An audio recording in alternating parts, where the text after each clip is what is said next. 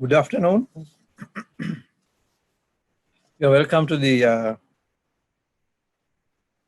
fourth webinar of the series of webinars of Sri Lanka Export Development Board. So today our fourth webinar is a bit of a different topic, unconventional topic, but I think it is timely. Profits or values. So we'd like to invite you to join us to explore how profits alone will not make a company prosper. For this webinar, we have a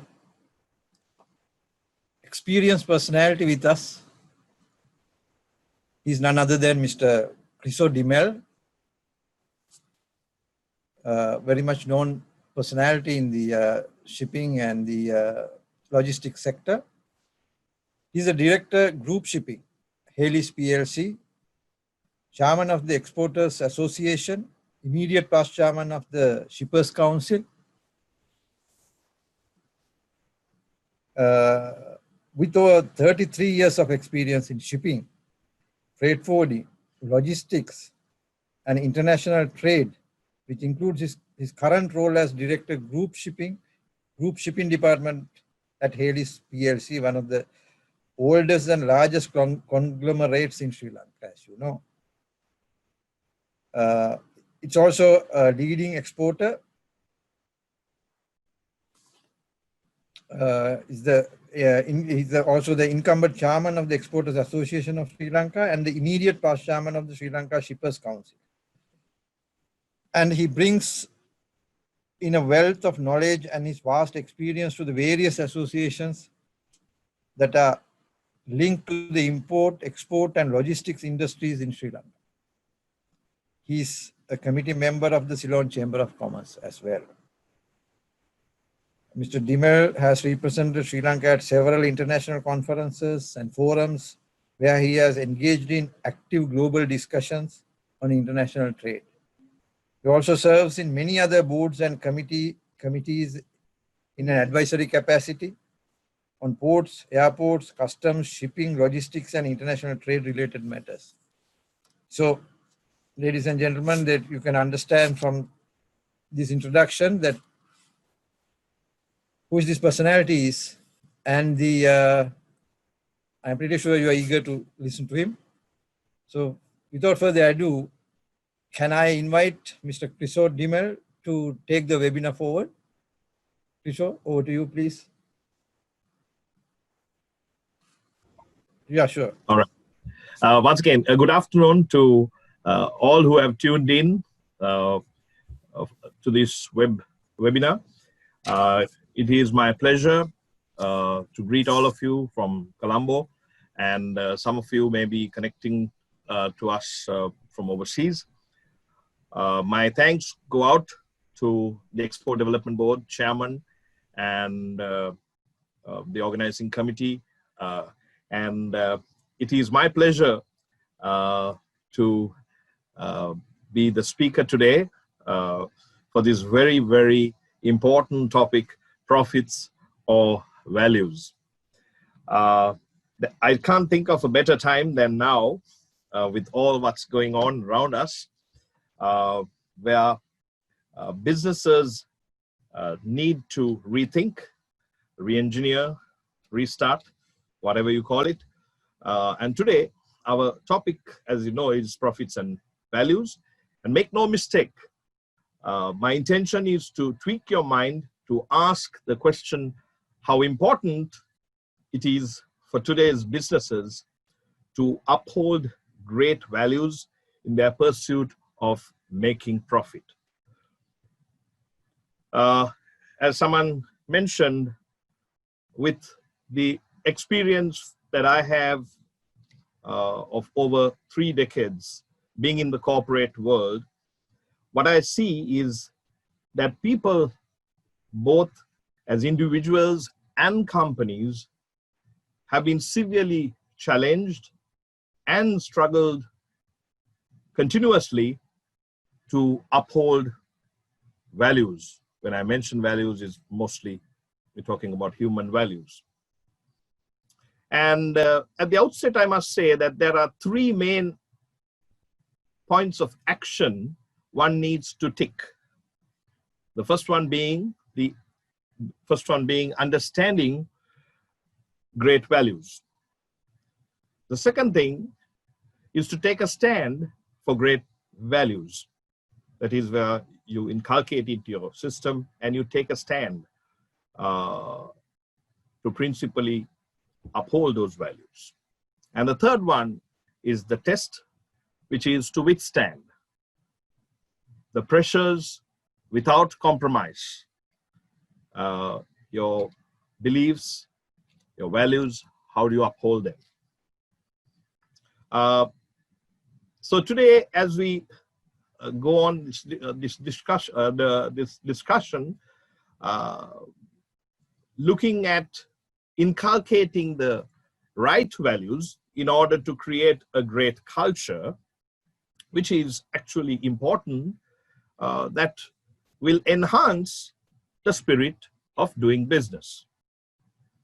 So a few definitions at the beginning I would like to share with you is your understanding about a culture. Culture is the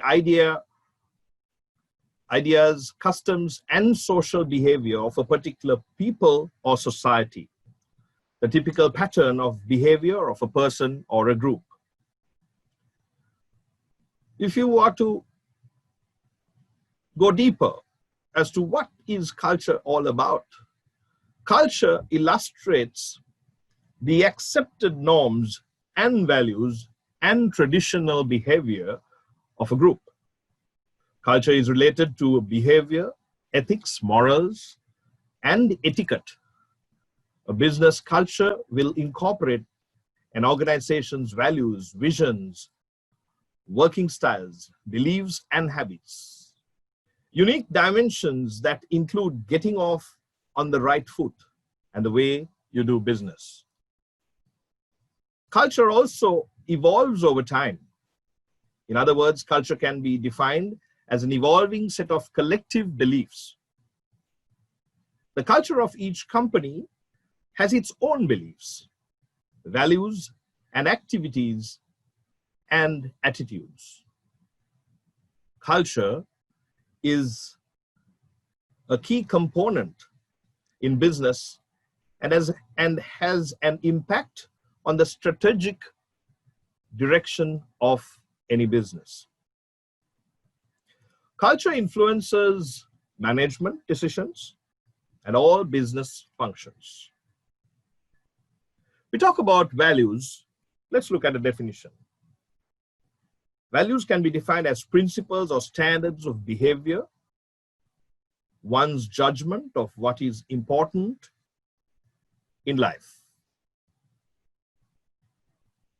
So now that we've got the understanding of what values are and what the culture is, let's look at how do you inculcate the right spirit in which you do business. First and foremost, I want to share with you all these facts that I'm sharing with you are my personal input. It's not clipped onto any textbook or anything like that. It's based on my learning and my personal experience with the experience that I've gained in business over the last 3 decades. So in my opinion, your beliefs in the right values will shape your mind and thinking that will develop your principles. Your beliefs in the right values will shape your mind and thinking that will develop your principles. Your principles will establish your personal culture, which will eventually be reflected in your corporate culture, which is the business culture. The culture you adopt will also create your spirit in the way you do business. The spirit in the way, in the spirit in which you do business will lead your company to prosperity. Let's look at some of the great values that need to be developed in your mind in order to set your principles right when you engage in business. Now, this is where the whole matter is of values are built in. As I said, your beliefs in right values are these values that I have listed 12 of them, and let's look at them. The most important thing happens to be your name. Recognition and reputation and your track record is of utmost importance to anyone who is in business. But unfortunately, today's business world compromises on this very important factor. For example, you may want to recruit a person who necessarily might not have the perfect track record. Now, if the values of your company is the importance of track record, no matter, regardless of the business interest, for example, you don't look at the person you wish to employ, you don't look at the ability, the capability, or the business that he's going to bring into the company, but you really look at the track record, because if it's in conflict with your values, you may not decide on that person. Now that's a tough one. The example I like to give you is, you see somebody today, the common thing we're talking about is the virus. The virus that we are now fighting against is something that is unseen. So much so that we have to take precautions. We've got to wear a mask and protect ourselves and all of that, because we do not see it. We do not physically see it coming. But a decision like this, what I mentioned, where you evaluate and you see what you're getting, if you fail to filter in, it's like basically you see the virus coming and you still get it in. Unforgivable. So the second one I want to point out is a very, very important one. Excuse me, let me have some more.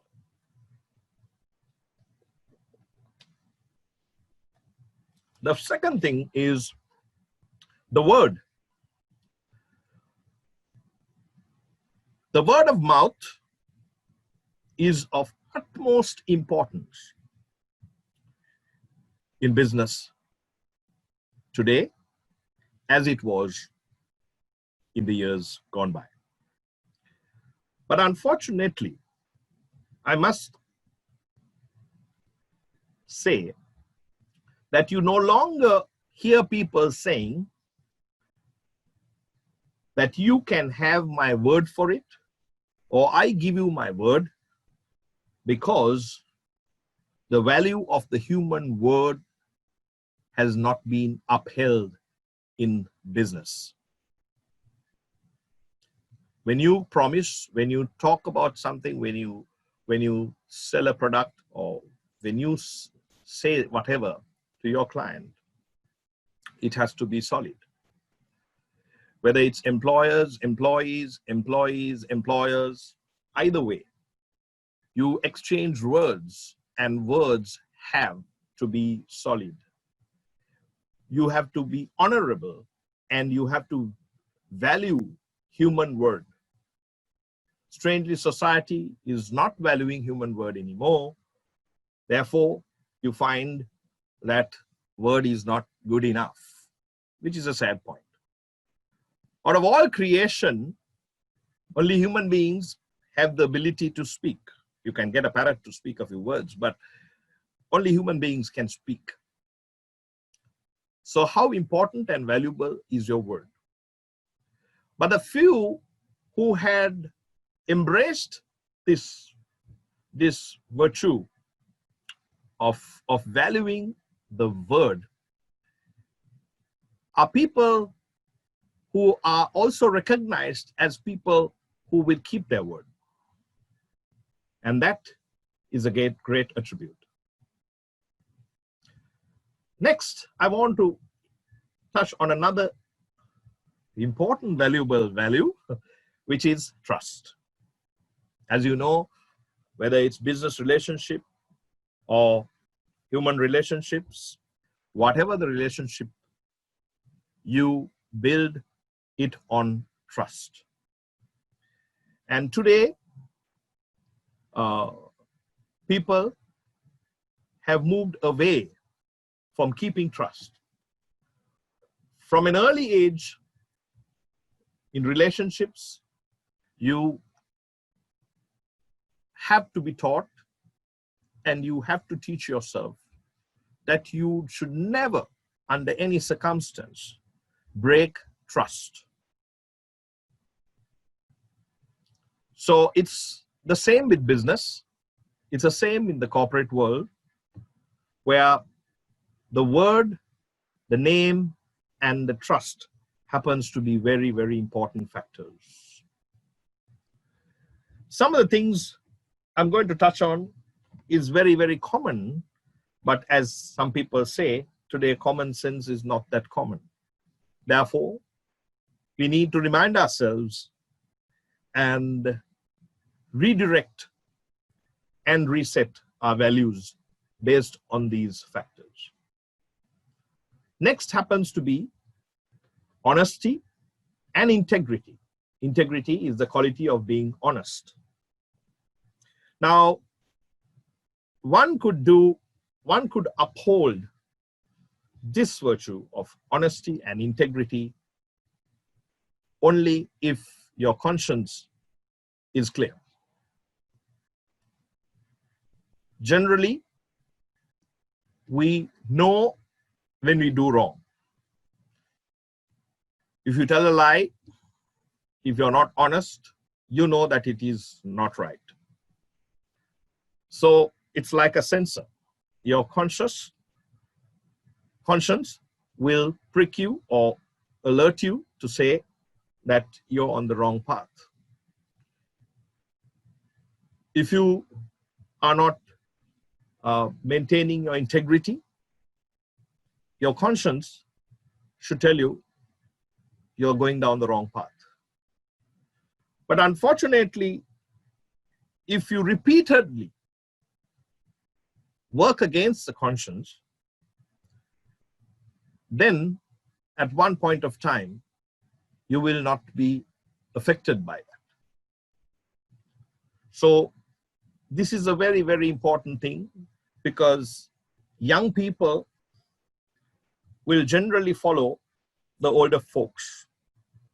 And when you don't have older folks who are walking straight, we should not be surprised if our young ones take the crooked path. So honesty, integrity is very, very, very important factor in values. The next one is similar, ethics and morals. Morals are strong moral principles, standards of behavior, principles of right and wrong. From the beginning of time, man had to decide between right and wrong, good and evil. It is no different today. But how come what was wrong yesterday could be right today? Unless there's a shift in your thinking, there is some damage done to the great values that you have been upholding. Your thinking of yesterday cannot change today simply because there is a different definition on the same matter. So ethics and morals are very, very important in the society we live in. It's sometimes like a comedy of errors when you see and read the news and see what's going around us. And we should not be surprised because ethics and morals have not been upheld. Honesty and integrity is out of the window. Then comes individual personality. Personality consists of the impression that you create when you walk into a place. Example, we're talking about in business. Every transaction that you engage in, you leave behind an impression. You leave an impression with your vendors, you leave an impression with your customers, you leave an impression with your co-workers, you leave an impression. Is that impression positive or negative? Is your behavior acceptable? Is your conduct, does your conduct complement your organization? Today, companies spend a lot of money on branding and building their reputation as an organization. But no matter how much you spend on advertising and marketing, it is the people who will create that culture. It is the people who will paint that picture of what that organization stands for when it comes to values. So your conduct has to complement the organization. Same goes with your speech and your language. How pleasant are you when dealing with your work and also the language? These are all great values. Some people are habitually used to using slang or profanity, regardless, without respect to anyone around, which is not an acceptable thing. I can give you an example. Back in time, I had a colleague who got a call from one of his very, very important clients. And he took the phone and greeted him, "Good afternoon, sir," calling this gentleman by his name. And then he wanted some rates. He was absolutely courteous. And he said, "Can I put you on to my assistant who will help you with the rates?" And he closed the phone on one end where the mouthpiece was, and he used profanity to address this gentleman. "Can you give this XXX guy some rates?" And unfortunately, he hadn't done the job well in closing this mouth piece, where he was exposed to the inner being of how he would address him offline. So this guy was furious when he heard him being addressed as so-and-so or something, really bad. Then that was the end of the call and the relationship. So if you're not careful, well, you don't be surprised when it happens to you. So impression, behavior, conduct, speech, language, and of course, mannerism. And I wanted to add one more important thing, is the nature. Now this comes actually, I must give credit to my late father, because he used to have a very, very sweet spirit. He used to have a very kind heart. So much so that I was always annoyed sometimes that he was not aggressive enough. And he used to always tell me, son, that is my nature. So when you talk about values, we've got to look at and see what is our nature. Is it a beautiful nature? Is it a sweet nature? Of course, it'll go well with not only you, but the company you work for. And that runs across the board where it becomes even an influence to other people. Then comes a very important one, which is attitude. They say attitude will set your altitude. I want to give the illustration of two birds, an eagle and a crow. Some of us are with the attitude like crows. They flap their wings unnecessarily. They're in a lower altitude. They're eating all the trash. They become like almost a menace. But they're in very lower trajectory. They can't go high. But look at an eagle. It will not flap the wings like a crow. It will soar very high. And that's a good attitude. I'm not trying to say that one should be high and mighty. No. In the business world, I think the most important thing when it comes to attitude happens to be your spirit. And I would like to ask whether you are having a teachable spirit.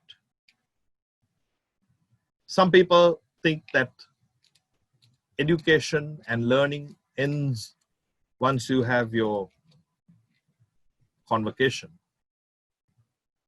But if you talk to the business leaders, if you talk to some of the most successful business leaders who have even gone beyond time and still good to go for many more years, the secret is they are good learners. They learn something every day. They have a teachable spirit. They are curious to know what's happening.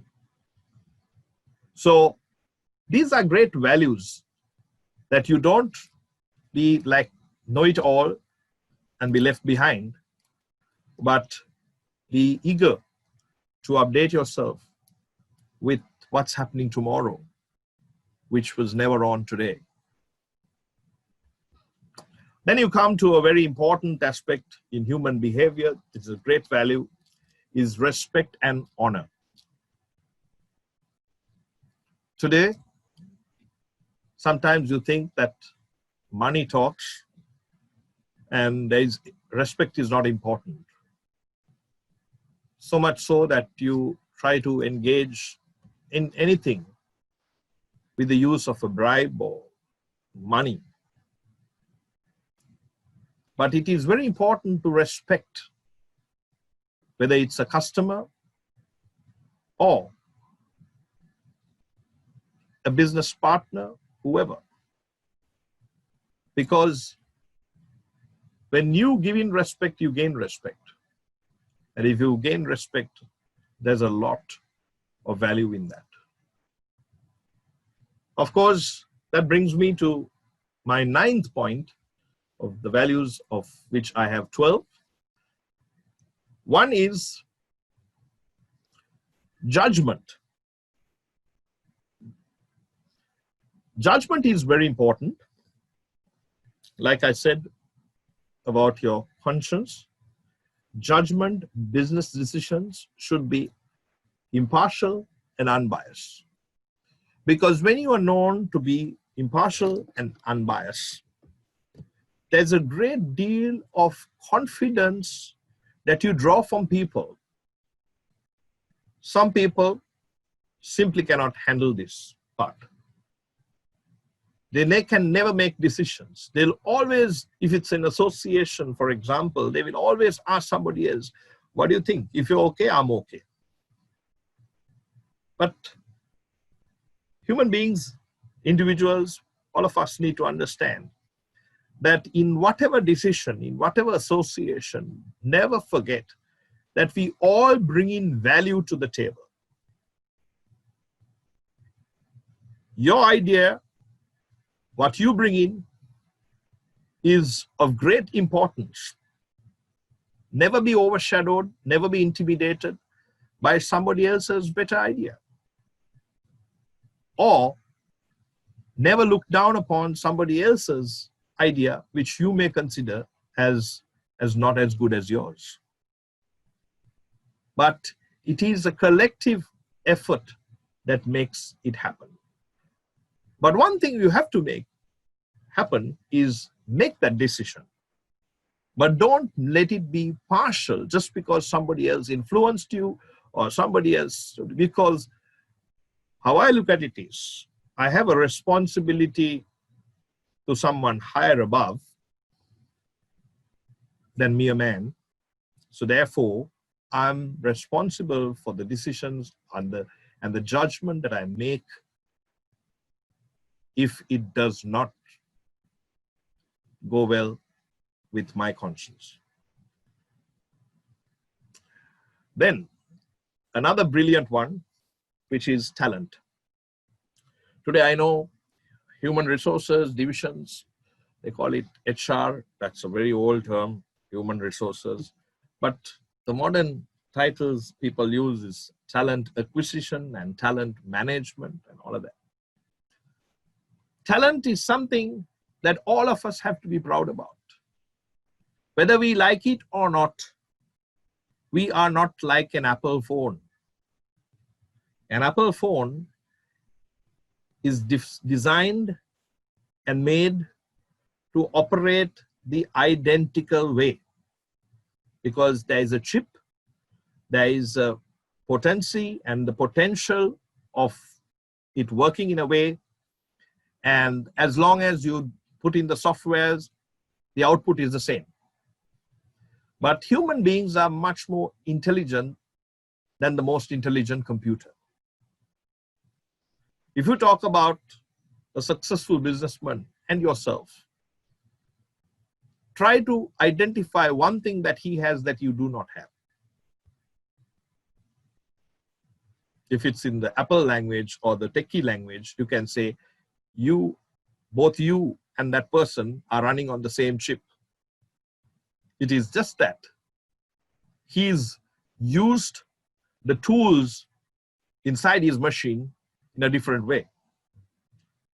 So one might argue saying that, okay, in levels of intelligence, it can differ. Yes, okay. But never be shy to embrace the fact that you are a unique person. And lots of people have irrational fears. That's why all the spirit of doing business and everything comes down, because you have, with irrational fears, you end up having, you become different, and you put in unwanted walls in between. Like, for example, if you need to teach somebody, the common old thinking is that if you teach, that guy learns, and what happens to you? That's wrong. It'll happen so only if you stop learning. So what you have to understand is your talent. Whenever I interview somebody, I'm curious to see, I always say, what's in the box? You can find out only when you talk, you work. Even you probably will have a computer. You're carrying this around, you're running around with it, maybe a smart computer, a smartphone or a computer, but you've not been that smart because you've never looked at the options that are available. So talent is something like that. You've got a unique talent, you've got to use it. Then comes an important matter, another value, which is the value of innovation. Value of innovation comes in, I was telling about a teachable spirit and that the fact that you need to be open to learning. Innovation is you ask the question, why do we do what we do all the time? And another question to follow up those two questions is there a better way of doing it? I would like to make a statement which crossed my mind, that strategy comes from the cradle. A little baby, even before this child would start talking, we'd know exactly how to get the attention of the mother. You call them tantrums. And some mothers do not know how to handle them. Some parents, for that matter, father or mother. So that child will build up a strategy. Okay, if I cry, I get this. If I do this, this action. Now, looking at a positive term, your thinking will usher in the possibility of change and innovation.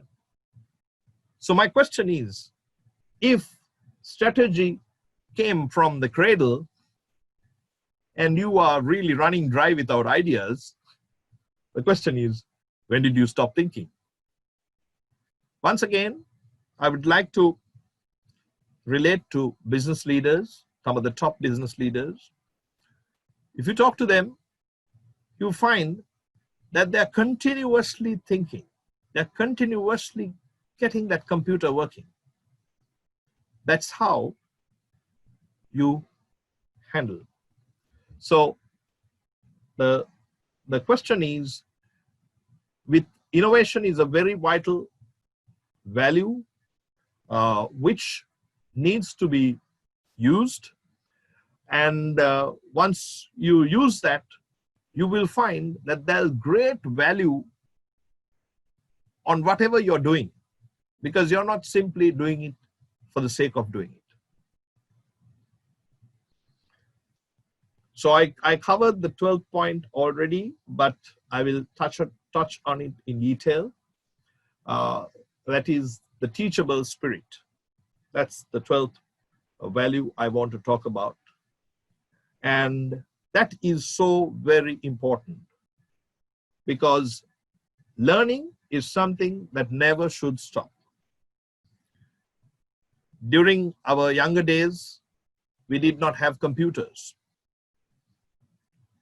So you found computers, emails, internet, all of that coming over the years. So if you talk to some of the millennials, the way they look at technology is not the same way that we look. Sometimes it's embarrassing to me when I talk to my children and I, have a problem with my phone and they come and tell me, hey, that's not the way to do it, but it's this way. So a teachable spirit is very, very important. I want to quickly go into a few other attributes that bring values. One thing is spirituality. Regardless what faith you belong to, I think spirituality is a very, very important thing that helps you uphold values, because it gives you the right balance to embrace great human values. The second thing also I want to mention is sports. Sports, when I'm referring to sports, I'm referring to especially a team sport, will not only teach you team spirit, but it also will help you understand and engage in high level of competition. But at the same time, it'll tell you that you've got to play according to the rules. You have to play by the rules. But some of these things also, just like just like I mentioned, that the values in the way of doing business has depleted. Same goes with sport. When we were younger, during our younger days, we never saw the position of a match referee. There was only umpires or referees. But now, people compete at such a high level that they have gone down in standards of sportsmanship. So much so that you need another man to look at video footage and things like that. Now that is a bit crazy, but that is real. So there are lots of lessons you can learn on that. And one thing I wanted to stress is what sports brings in, the values that sports will bring into a person's life. For example, you take somebody who has played a sport, maybe captained his school in cricket or rugby or whatever. Gone are the days where you come in for an interview and somebody finds out that you have been representing your school at cricket and you've been the cricket captain or rugby captain or something like that. That had a big weightage. Why? Because if you were a captain of a sport, and a prestigious sport at that, you were recognized as a leader. You were recognized as a person who would have great values, who would have the capacity in decision making and all of that kind of thing. But today, sadly, the way in which we play the sport has changed all of that. I'm sad to see some of these school games where the team is playing out there and the captain, if you talk about cricket, for instance, captain at the end of every over will look at the dressing room and ask the coach who bowls the next over. And the field placements and the water bottles are carried to the boundary line and messages are sent, and everything is handled remotely by the coach, but captain gets the blame if you lose the match. Now this is a very sad fact, because just imagine the guys who have those values in school, at school level, when they come into corporate life, they have missed out on a golden opportunity to be leaders or to have that training as to taking those vital decisions when they could have at a younger age, and where they could have received a well-rounded experience. Now this is very sad. So, and also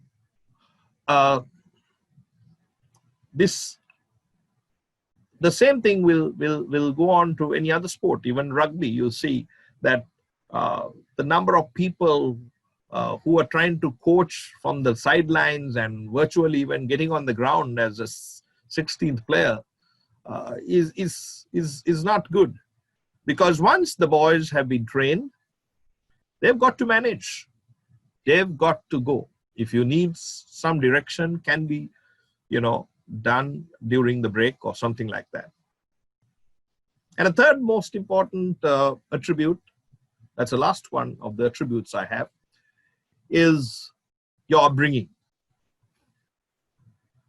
I think as parents, as elders, I think it is our responsibility, because our children will be tomorrow's business society. Our youth will be tomorrow's business society. I take the privilege, although I have not been to a university, whenever I'm invited as a guest lecturer, which happens very often now, to share with those young people my experience in life. Because thankfully, the lessons that were taught to us at early age kept us in good stead. Early discipline and parental guidance is crucial to train the mind towards the right thinking when it comes to moral issues. I remember this long time ago, my son had a birthday party, and after whatever we had at our place, they all wanted to have a swim. And there was one boy in the crowd who was not with the right kind of spirit. And unfortunately, I decided to drop him home and take the rest. I hope the child learned the lesson. But it is very important as parents and adults, rather than playing the popular card, to do the right thing. Because if you need to adjust them at a young age, it's very important that they adjusted. As parents, sometimes we give the wrong signals to our children. I think I have mentioned this at a different forum once. When it came to the time where my son had to get his license, he came and asked me, "Tati, what is the procedure?" Then I was looking out for it, and then I shared with him and I said, "Look, this is what you got to do." And he looked at me and said, "It's very inefficient." I said, "Why do you say that?" "My friends so-and-so and so-and-so and so-and-so, they got it, it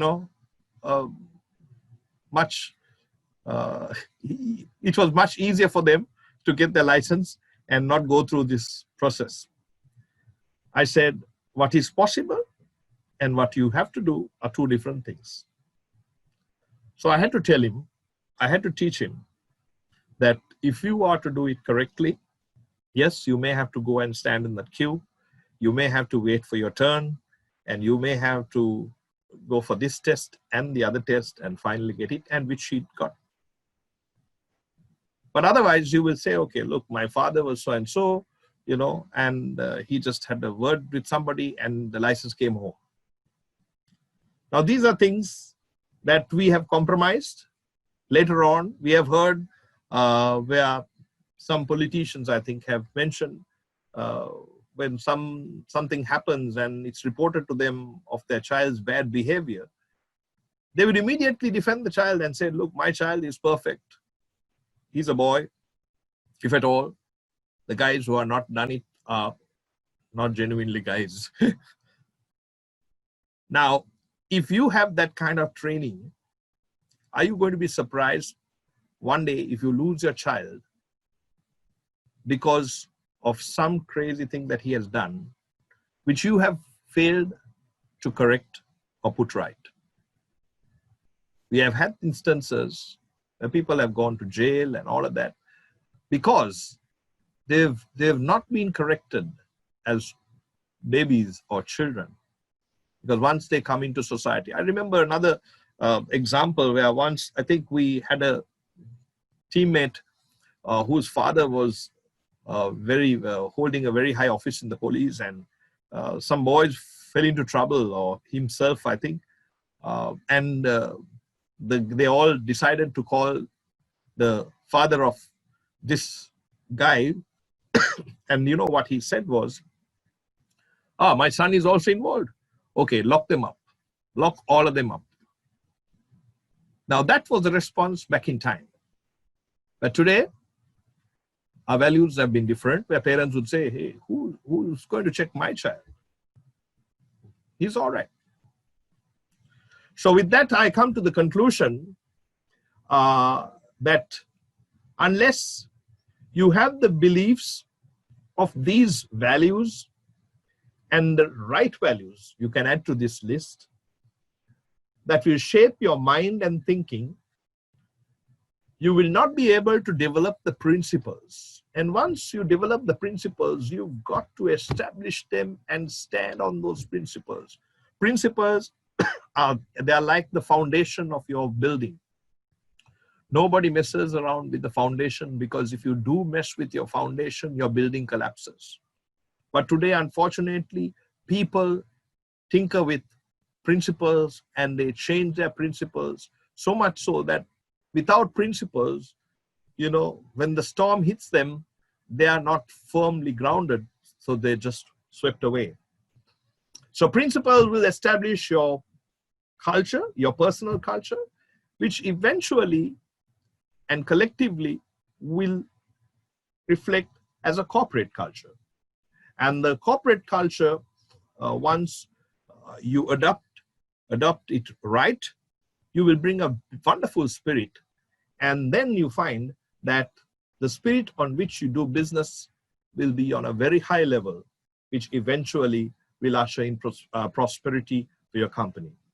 So to conclude, I want to mention that sustainable prosperity only comes with the profit made through hard work, which includes working in a great culture with people who share great values and are committed to uphold same to the benefit of mankind. Thank you. And now maybe we can take some questions. Thank you, Mr. Chrisso de Mel, for these philosophical insights. Yeah, it's the two questions also came in our way. So I think I grabbed some of the things from your presentation. The strategies are coming from cradle. It's really interesting. Money talks. Respect is not important, where the money talks. Then you were talking about the branding and values as a complementary to the branding and marketing. Just the branding and marketing will not do the job, but you have to have value. Yeah, so quite a few things to understand and adapt. The sustainable prosperity comes with great culture. So all these things, I think it's important for the thoughts that you have put on the table. I would like to ask you a question on you said the common sense is not so common. Yes.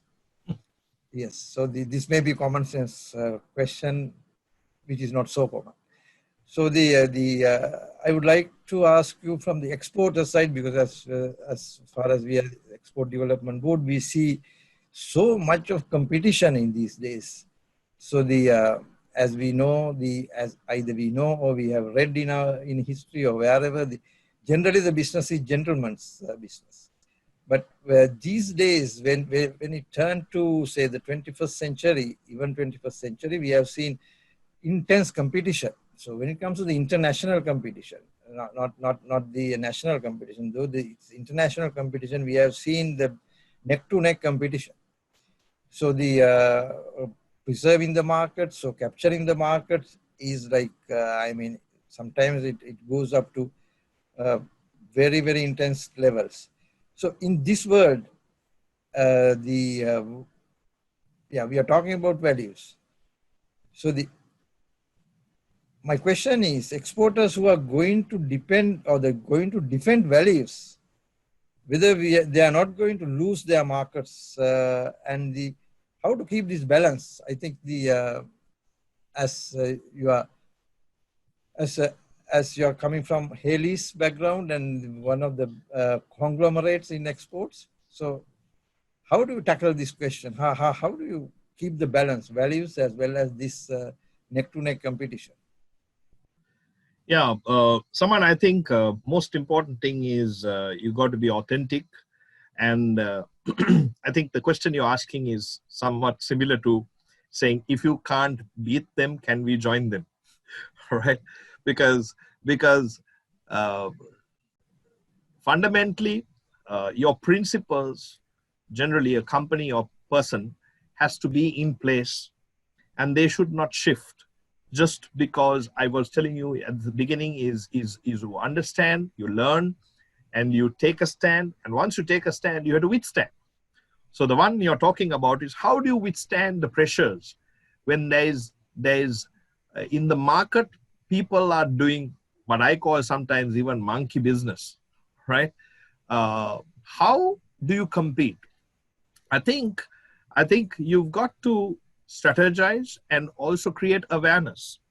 Lots of people today will do shipping without the proper knowledge of the process, because they feel that, okay, now we understood that very clearly during this pandemic situation, where people came up with different excuses why the shipment was delayed. I'm talking about if it's an import shipment, why the documents were delayed. And when we went into details, we found out that there was a lack of knowledge.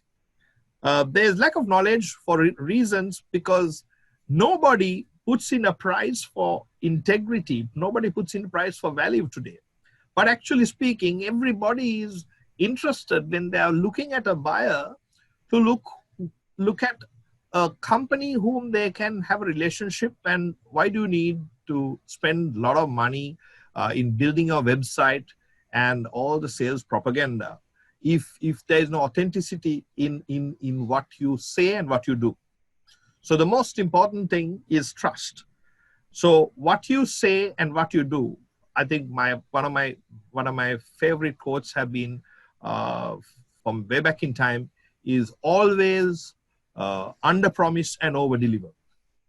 So the point you're raising is very, very valid, where if you take the market, the behavioral patterns of all these companies are such that in the disguise of competition, are you going to compromise on your values? That's the question. That's the key.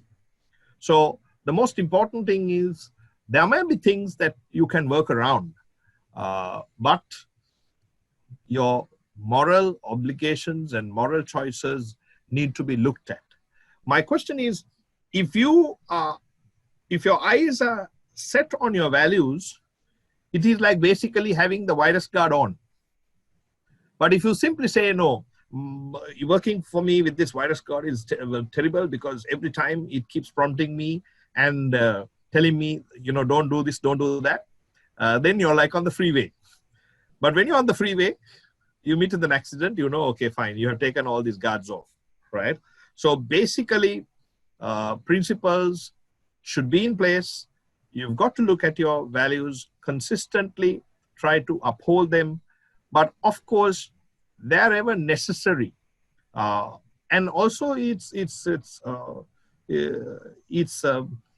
works both ways. For example, you look at a customer's integrity when you take a decision. So you can take a call if you know the customer very well and looking at his track record. But today what happens is business is done so fast that you find that same buyer has defaulted payment to several suppliers, and all of them have, under the disguise of trying to be competing, have lost out. So this is one thing I think the trade should be very careful. But if not, you can work around. I hope that answer was clear. Yeah, yeah. So it has some insights. And I would like to take a question from the participants, which is little related to this. Should corporate companies adopt triple bottom line reporting as a standard? How do you respond to that? It's from Anuradha. Well, I want to separate money matters and principles. There is no corporate that's going to be in business without profit, right? So the question is not about triple bottom line or how we're making profit or how much of profit you got to make. That's not the key thing. Is your strategy should blend or align with the values, because all of a sudden you forget that your values are only, stated in some book, which is on a shelf, and that has no relevance to the judgment and decision making that the decisions you're making every day. That becomes a sad situation. So that's when people will feel, look, this is only, sometimes even people question, look, if we are an organization like this, can we do this, right? So the consistency is very important. And I think being authentic is very important, because otherwise you more or less will be in denial. So I have no issue with the triple bottom line, but basically I would like to see companies embrace great values in the way business is done. Yeah. So I would like to ask this question, because you are talking about so many things regarding the latest technologies and things like that. So after all, we are in the 21st century with so much of technology on our fingertips and things like that. And with all these modern tools, especially the information technology and things like that, and of course with the social media. So one can say that everybody is exposed. Everybody is exposed, and actually in the society there's no place to hide. So invariably the values are needed to make your profits or make your business a reality. So are you trying to say that even though with such a exposure with the social media and whatever the technologies we have, still that you can make a buck without having your right values? Make a buck without right values? Well, you can. I think you can easily afford to fool anyone today with all the technology that is available. But all those gains are short term. You're very correct, Saman, to say that in technology, there's so much of improvement that has taken place. You should be compelling yourself to embrace all of that, but in safe surroundings, without compromise. You can do it, but it is sometimes tough, because more often than not, what we go with the flow. So even in community, what happens is lots of people will do things just because others are doing it, not stop to think, look, is this benefiting me? Like, for example, take, for instance, social media. How many people just write as and when they want to write? So if you go to stop all your work and reply your messages on WhatsApp and things like that, it's not going to gain you any profit. But what happens is, it is easy. It is just, the phone is by your bedside. You just take it, read it, and respond. But what you're doing is you'd start to clutter everyone's phone by simply forwards and things like that. So business is also sometimes looked at in different ways. There is a genuine and not so genuine people in the cyberspace and wherever we go. But it's most important to be vigilant that there are people genuine and not so genuine, but once you have your principles in the right place, there's very little chance for you to fall into trouble. That's what I think of. But having said that, strategies of different people are different all the time. So you will not see something coming, but you may have to adapt to that as you have to face it. But principles are something to be upheld. Okay, Chrisso, I think we are almost coming into the end of our time, but I will take this question from the audience, in the sense, again from Anuradha Jayasinghe. He was asking, this is focusing on Sri Lanka, the breakdown of the legal system and auditing system during the last 72 years is substantially eroded our values, ethics. What is your view? So we'll take this as the last question. If there's no actually, just a minute. Can you repeat that question, please? Yes, the breakdown of the legal system and auditing system during the last 72 years is substantially eroded our values and ethics. What is your view? Yeah, basically that is true, because like, for example, look at the situation in the US right now. You think on a developed country, can these things happen? I saw yesterday the wife of the deceased and the daughter is crying in front of the media, where apparently the cops whom were seen, involved in this thing, are still walking around. They're not even arrested.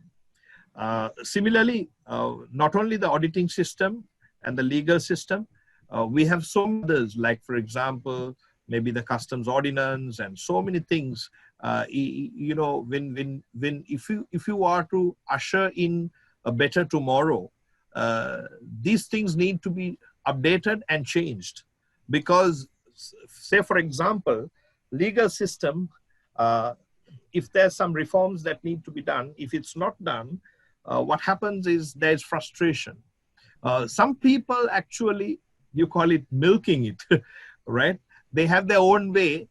They have loopholes where, I meant to say this before. For example, you take the banking, for instance. Those days, if you raised a check, if you wrote a check, and you didn't have money in the bank, what happens is the check is bounced. And there is generally a fee being paid to the bank for bounced checks. And also, correct me if I'm wrong, someone, about the second or the third time you do it, the bank manager will call you and ask you to close your account. Is that correct? You remember? But now, today, you never get a check bouncing. A check is referred to drawer.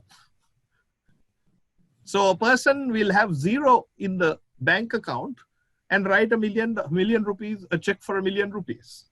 And the bank will refer back to the drawer and say, just ask him, maybe he made a mistake.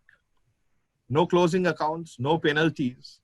So what happens is, people who understand this system will use this method to do fraud.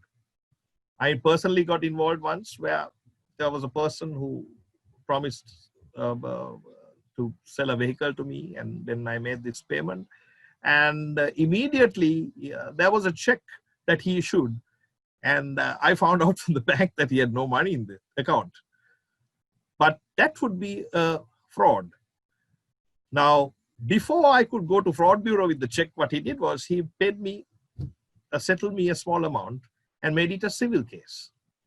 So when it's a civil case, you take it to court. We're talking about the legal system, take ample time, and everyone knows what happens after that, right? So if I went and proceeded went with legal proceedings, I would have never got it. But I had to use a different method to get it. But what I'm trying to say is, yes, these loopholes are a hindrance actually for greater values to be inculcated and incorporated in human life, because if you have a very old system, it's not going to help your present day situation. So I agree with that.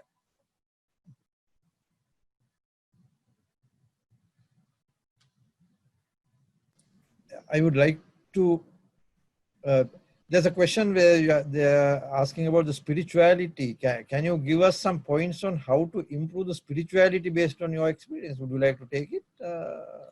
Sure. Of course, that has been the key in my life, where you are not answerable to man, you're answerable to God. And I'm a Christian, so basically the Bible says the fear of the Lord is the beginning of knowledge and wisdom. So in creating all the great values for life, you need great wisdom.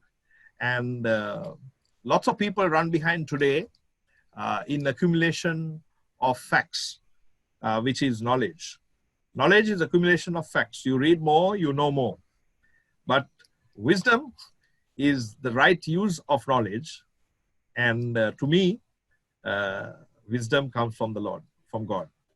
So yes, no matter what faith you believe in, I think I must tell you, because we live in a country where there's different faiths of people. But unfortunately, we still get it wrong, because every faith will tell you to do the right thing and the good thing. But unfortunately, you leave it aside and then you do your own thing. So I think when you fall into trouble, people ask, okay, God, where are you? So it's just that whether you're a Christian or a Buddhist or a Muslim or a Hindu, I think spirituality is important, because that's a state of accountability in the human spirit. Okay, Mr. Chrisso de Mel, I think it's a very eye-opening session. And so we'll conclude here. Do you want to say anything, or if not, we can conclude here. And then once again, I want to thank you, Saman, and your team, as well as chairman and board, for inviting me to engage in this program. I think y'all are doing something very great, because these are the topics that need to be discussed right now. Because as they say, if you get your principles right, if you get your act right, that's what the country needs as well. Everything will follow. Right now, we have still not got our act together. We have not put it right. Therefore, whether it's investment or whether it's export, the business, or how you make profit, that all becomes a detail. But most important thing is you've got to get your principles right.